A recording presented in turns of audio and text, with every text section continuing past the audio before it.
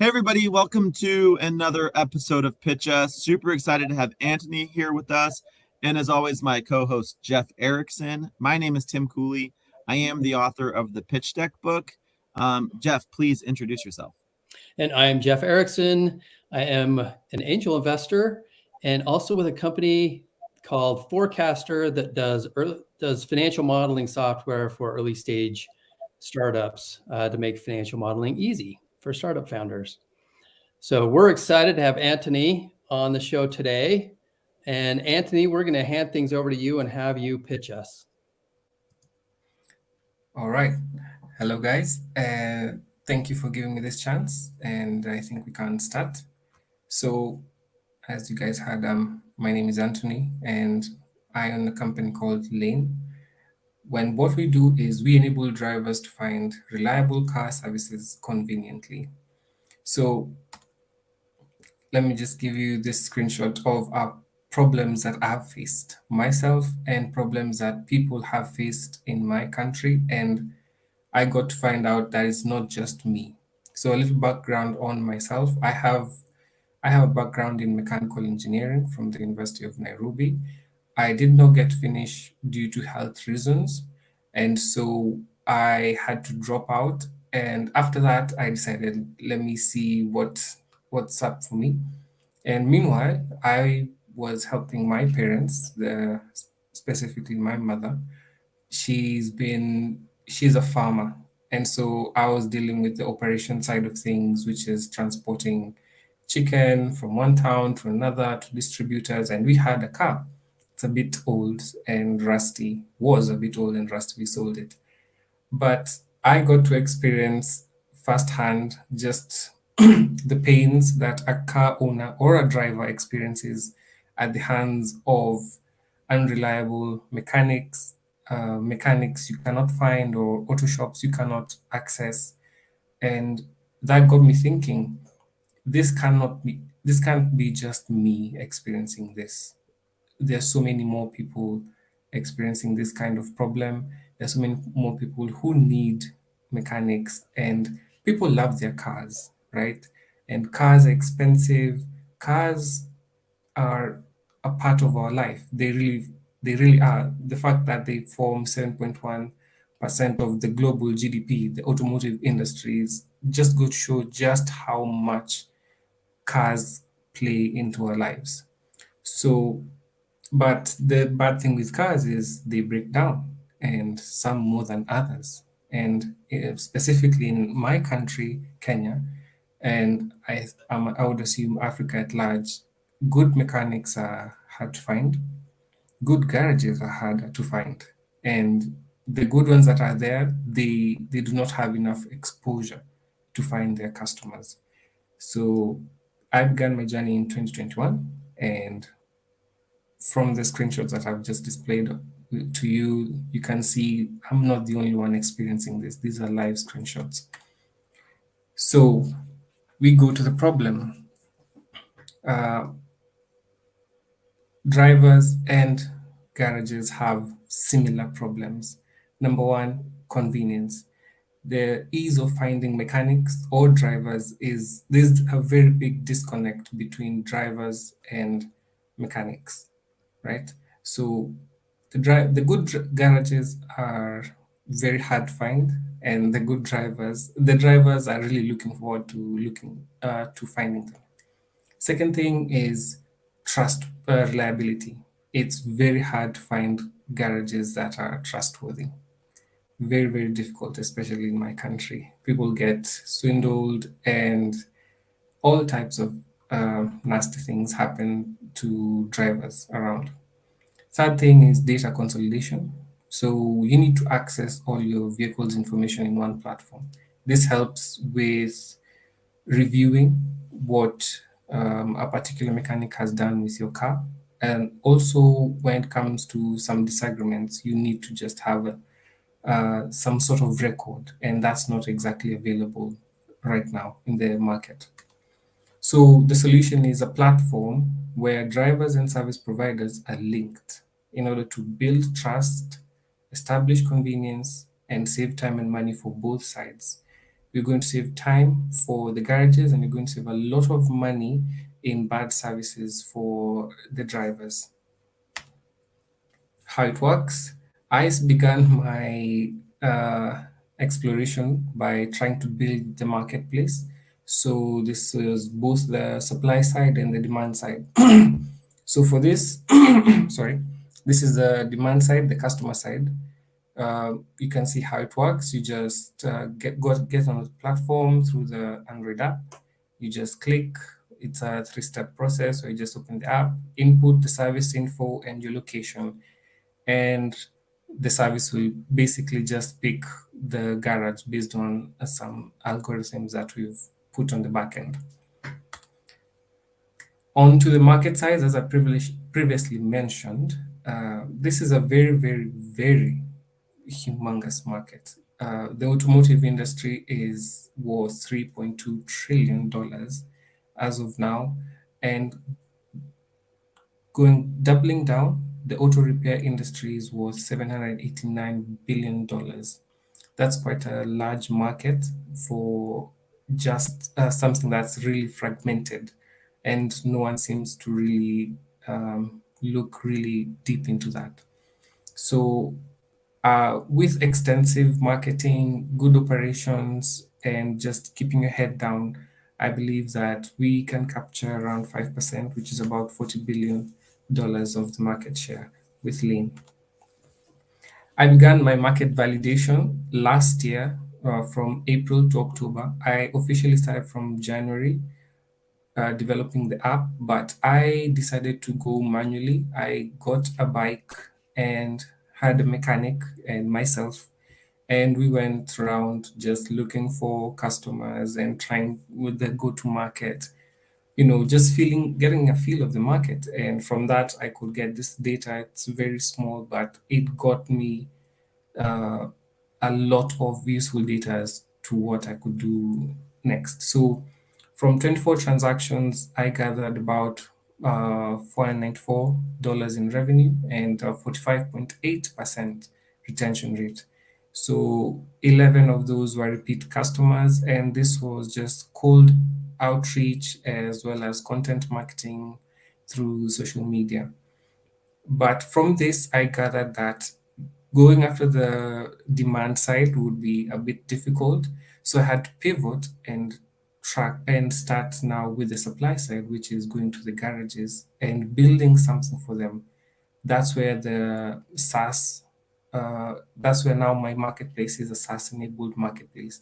I am offering a garage management system to the supply side.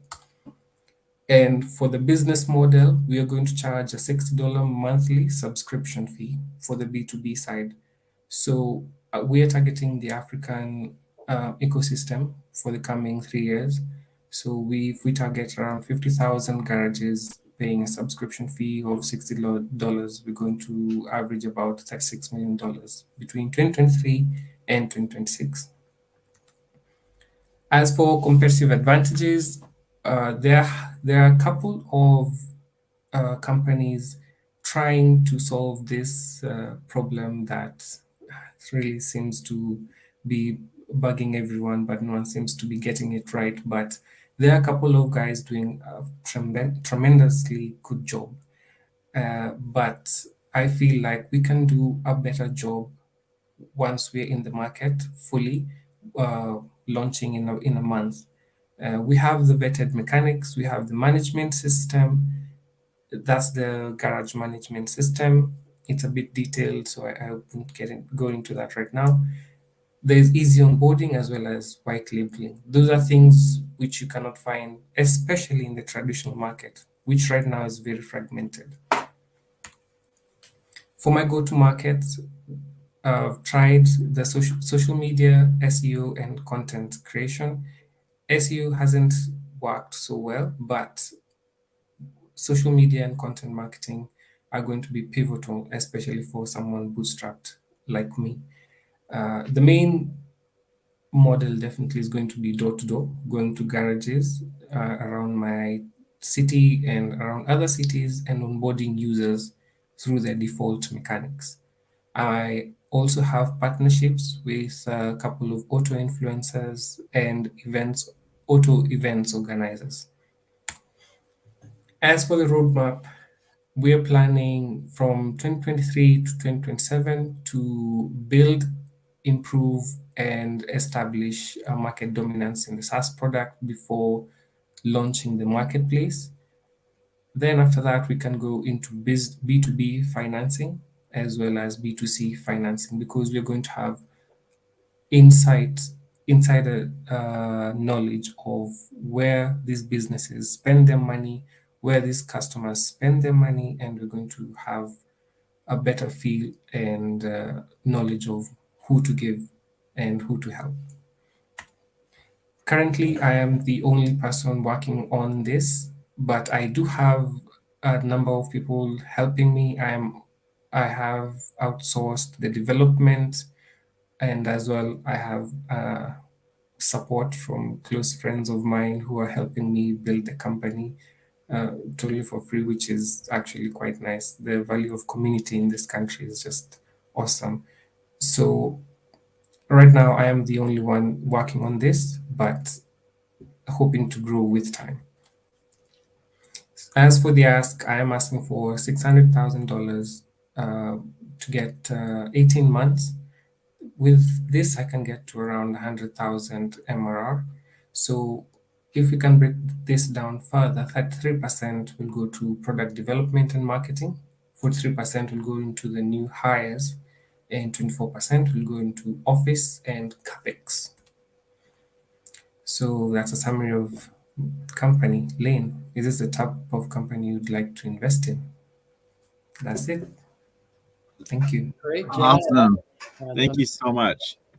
Thank you. So what we like to start off with, well, first of all, great job. I just want to get that out there. We like to start off with things that we really liked. So Jeff, please kick that off. Yeah, Anthony, great job with the pitch deck. I thought it was actually a clean deck. I liked how it looked. I thought you did a good job in putting it together.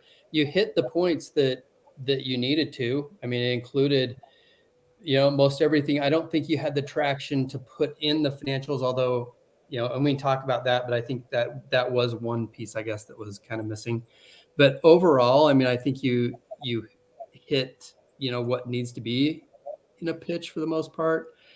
I think you're really early. And so that's kind of what we'll probably talk a lot about is, what needs to be done and maybe some next steps to kind of get you along the path with a little bit more traction. But I mean, is a great deck. And I think we can talk through some things that maybe you could improve a little bit as well. Yeah, I'll add to that. Yeah, you're early. Nothing wrong with that. I'm glad you reached out to us. I think Jeff and I, we love this early company so that you know what to build as you're growing the company and doing the things. I won't speak for Jeff, but that's something that I really like. Totally. But yeah, a couple things that I liked. I really liked the introduction. I think we can help you with that a little bit better. And then I like the quotes because everyone knows that this is a problem, at least for the initial problem. We can help with that as well. And then, I just like the cadence, it was really easy to follow along. And you had some really great stories to prove like you're out there doing the thing. And so Thank you. The hustle was out there, and that was really fun to hear. Thank you. So with that, let's start with areas of opportunity. Okay. Right. So like Tim said, I like the problem. I mean, I think everybody can relate to that problem for the most part. If you've ever had a car breakdown and you don't, I mean, if you're like me and most people probably, you don't know a ton about cars. So you're kind of at the mercy of your mechanic and you don't know if you trust them or not. Everybody's probably experienced it where they're like, okay, you're telling me it's going to cost me $1,000 and I take it somewhere else. And then they told me it was like, $10 or something. So there's this mistrust that I think everybody can kind of, relate to. With that said, one of the things I felt, while you did get the problem across, it took a long time to get there. And so I think if you condense that very, shortly into, here's the problem right up front, and maybe just come out and say 75% of people or whatever the metrics are, don't trust their mechanic. So something like that is going to show that there's a problem, and I think it's going to be easy to convey that. Maybe you still do have the examples in there, but I think you can get through that a lot quicker, because by the time I almost felt like, okay, I get the problem, and then you went into here's the problem, and then you broke it down into the 3 pieces. I just think you get there a lot quicker. All right. Maybe work on that a little bit. Right. With that said, I thought the problem was, you did end up defining it. And so we went into the solution, and that's where it was a little challenging, because I think you started down the solution, and I get that we're doing a marketplace, but you kind of started going down this one path saying, okay, we did this pilot test, and it was a really small pilot test, and then the ultimate conclusion was it didn't work. And we spent a lot of time going through that just to kind of say, and we didn't really, it really, this didn't work that well. It was, and then you kind of said we pivoted and we're going to focus on the other side of the market, right? And so I thought that we spent way too much time on that as well, where I think you could somehow carve that into the story maybe a little bit, but it doesn't have to be a focus. You don't have to go into the detail that you did, because it really ended up not meaning a whole lot.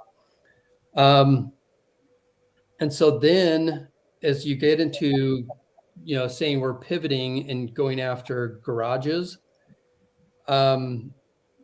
the challenge I had there is that we just didn't have any traction, right? There was no, like, we've talked to 100 garages, this is what they said or something. I think you have to demonstrate that the garages are needing what you are building.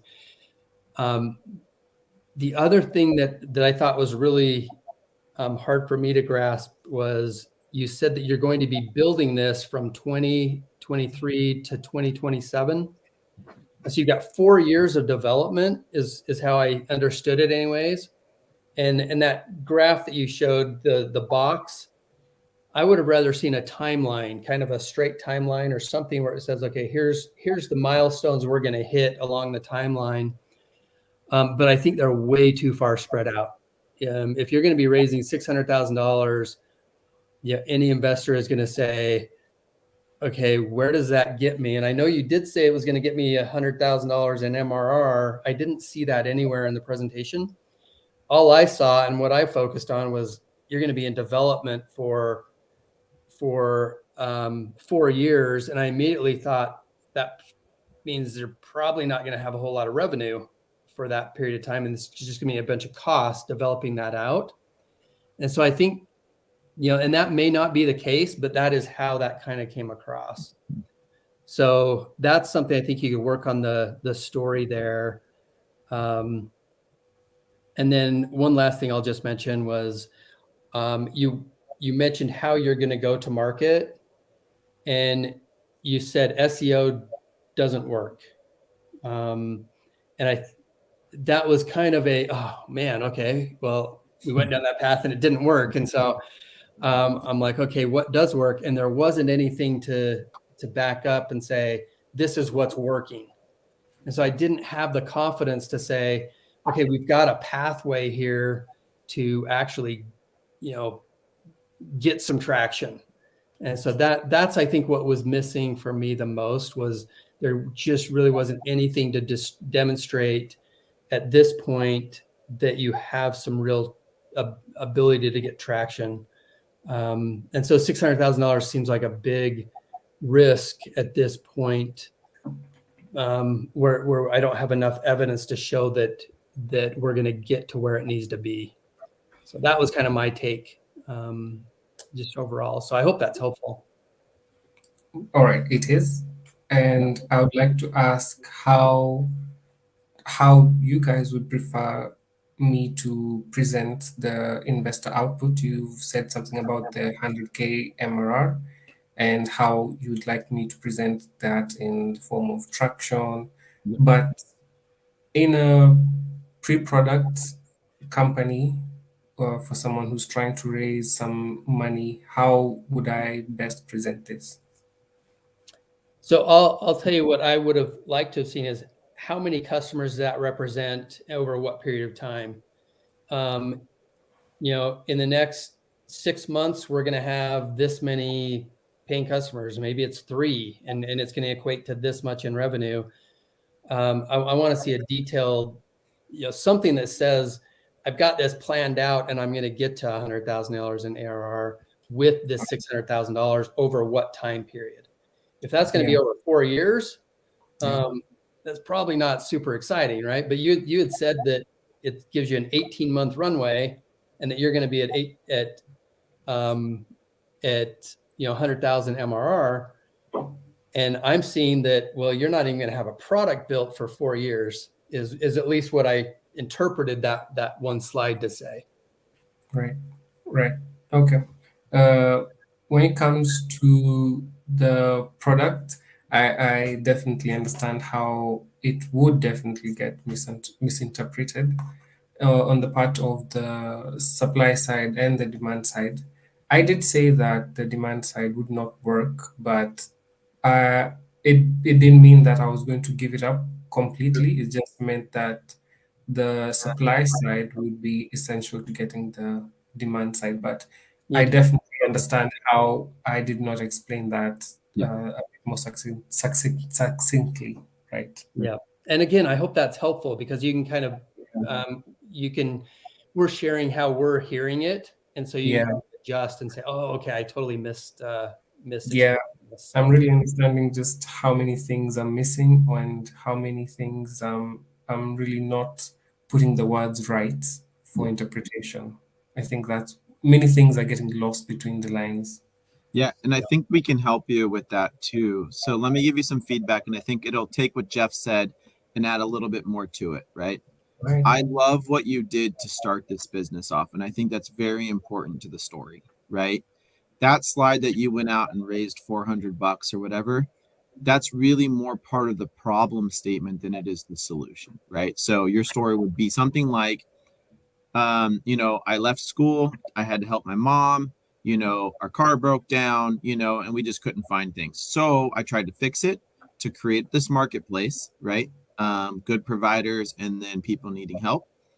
I ran an experiment, and this is what I learned that was missing from the world. We learned it didn't work, and that's totally fine, right? But here's what was missing. This is why we're building a SaaS solution that solves these problems, right? And now you've set up how you learned about why to build the SaaS problem, right? Yeah. And then now we go into it's $60 a month, right? Because I was looking for that number really early on. We like to see it within the first, I call them sections. There's the problem section, solution, then you get that financial section. So just tell me really early on, $60 a month. And then like one of my notes here was just your market size. You had 3.2 trillion and everyone loves, we call it, it's like finance, it's market bloat is really what it is. If you were to take your 60 and then multiply that by however many people in your area that can use that, that's really the market size. So, with Forecaster, where Jeff works, that's one of the things they teach really is the bottom up approach for this kind of thing. And it makes more sense because that's a more realistic, like if everybody used your thing, it's still only 60 times whatever that number is, right? So now you've built that beginning part. So we know you're early. So now you can get into that traction element that says, look, I know that these places have this problem because I just talked to 100 of them. We've already got 5 people ready for beta, and when you build your traction based off of like 5 garages and then 10 and 50 and 100, now we're seeing that path, right? That's really clean for us to be like, oh, I see what he's doing. Does that make sense? Yeah, And then we're not asking you to abandon that marketplace because it's like, no, phase 1, I'm going to build a really solid SaaS tool. Phase two, and this is probably in 4 years. I think that's really what your slide was trying to say. Yes, We're gonna exactly. come back and add that marketplace like I tried to do at the very beginning, but Yeah. now I have the foothold on the market. And now we're like, okay, that makes sense. Gotcha. Does that make Yeah. sense? Actually, that's golden. Thank you so much. Yeah. But on the market size, Yep. I did have a bit of a problem when it came in terms of TAM and the SAM, Yep. because when in trying to get the number of customers who are going to use the platform or the application, I do not have enough data to form any kind of graph or any kind of statistics to actually show just the number of people I'm trying to target. Because right here in Africa and Kenya, I could not find any data as to how many garages are around, how many people are using these garages. So how should I go about data that's really scanty or not exactly available? So my opinion is it's out there. You might have to count, right? Like pull up your city, garages near me, and then I mean this is the most rudimentary. This is take forever, but now you would know like, and you can make an assumption that Yeah. every city is probably has 100. There's 1,000 cities in the area, and you can get a rough estimate of where you're going with that. No, I was going to say, I think you did come up with a number, the 50,000 garages, and Yeah. okay, and how many, and where was that located? Was that in a certain geography? Now for there, that's where I use the rough estimates. Okay. But I wasn't confident in putting them on the market size because I thought maybe people would like to have something that's actually verified, you know. So putting rough estimates or something that I just did alone, my individual count, I didn't think that it would actually apply on the market size. But that's the number. That's the number I used for garages around Kenya and the garages I think we can attain as lean around Africa. That's where I got the 50,000. Okay. Interesting. Yeah. And I mean, I'd try and validate that as much Right. as you can. Yeah. But again, I think again, to Tim's point, that on the market side, my initial reaction was, okay, this is not a 60 billion or a $40 billion, or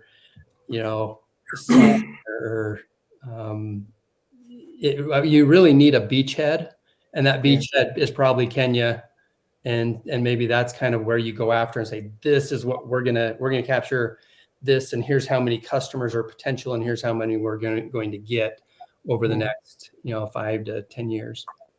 Right. Yep. Okay. And then 2 more pieces of feedback. One is there's a big conversation around solo founders. And if you just put yourself up there, it doesn't look good. And I'll just say it that way. But you're not a solo founder. You just haven't hired people yet. I'm going to say it that way.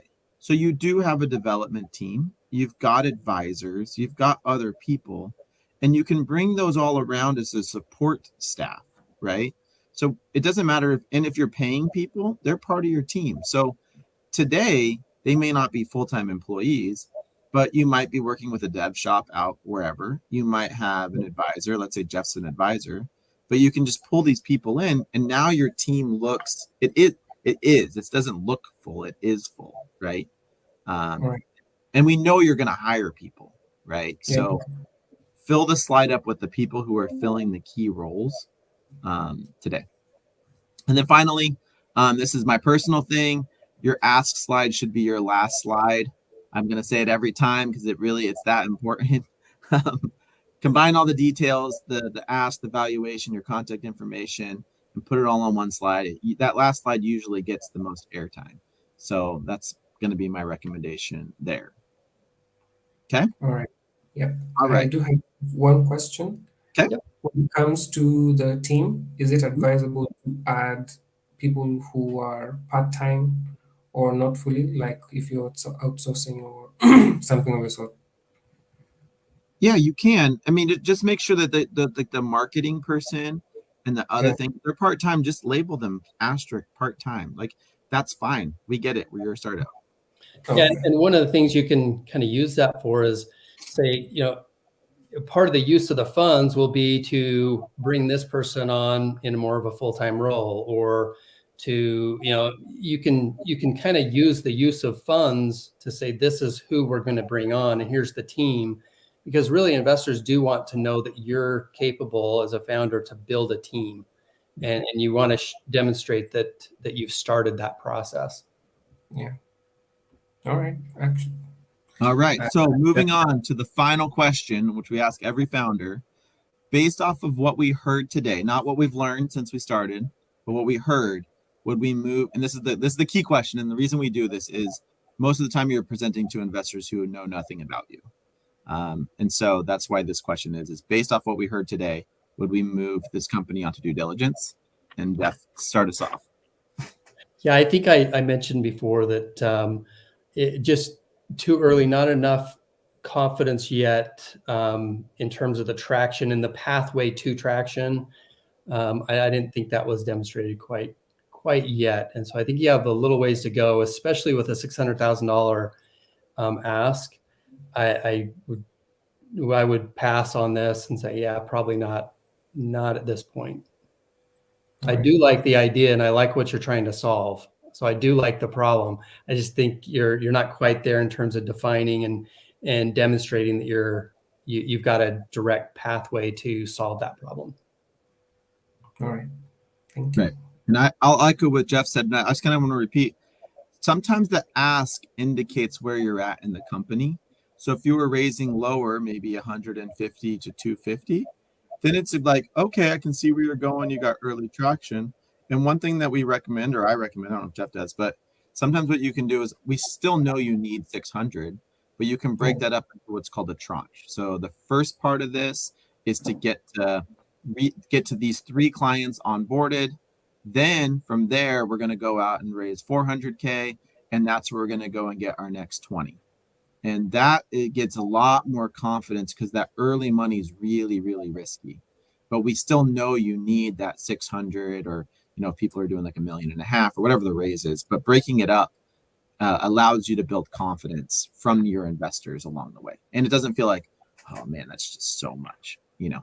Yeah. If you could show us what you're doing with, I need 50,000 to get to here, and then if you've got some milestones, it will help you kind of identify some of those milestones of where you need to get to. And it also, it helps you kind of formulate where you're going to use that money and the timing of it all. So that timeline also can be really impactful. Yeah. Awesome. Well, Anthony, thank you so much for taking the time out to pitch to us.